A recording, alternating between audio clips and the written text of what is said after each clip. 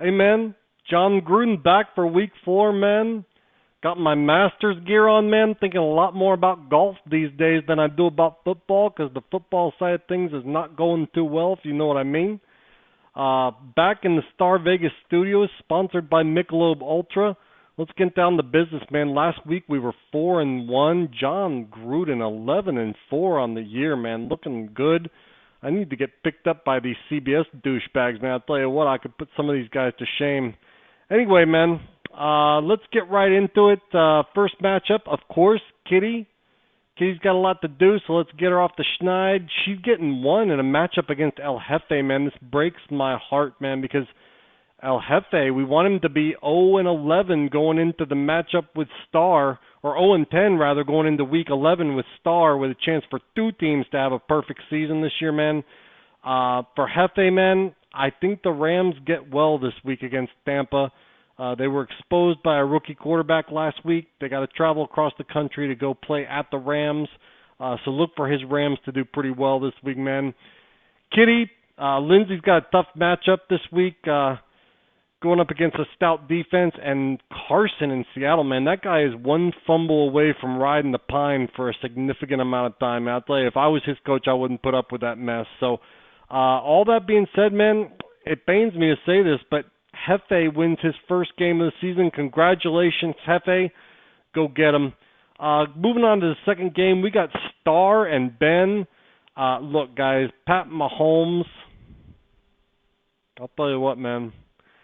That guy probably outscores Star's entire team this week, man. I'm just saying. And let's face it. We look at Star, he looks like my Raiders, man. It's just a bunch of mediocre NFL talent with no real superstars on the team. Got no real shot to win any football games. So make it real simple. Ben's gonna win and cover over Star. Moving on to the third game, we got Scores Man and Shark Man.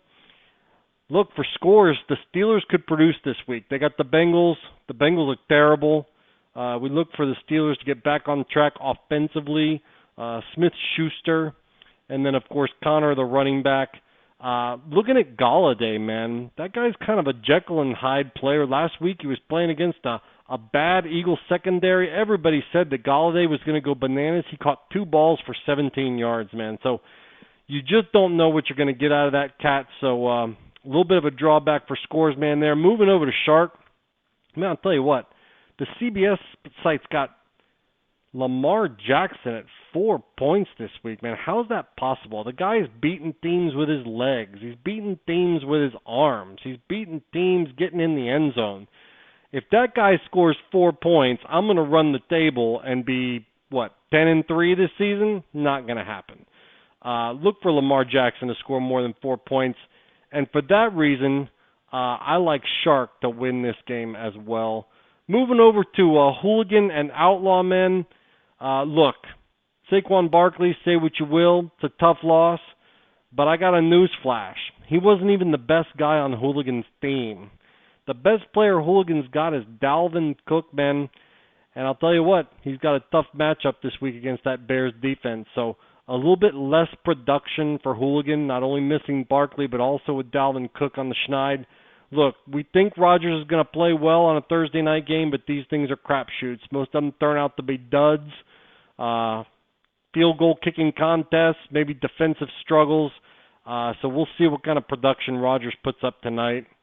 For Outlaw Men, I love Rivers against Miami. Look at the 3 quarterback performances against Miami this year. You had Lamar Jackson in Week 1. You had Mr. Bunchen in Week 2 for the Patriots. And then for Week 3, man, he made a very ordinary Dak Prescott look Joe Montana-esque.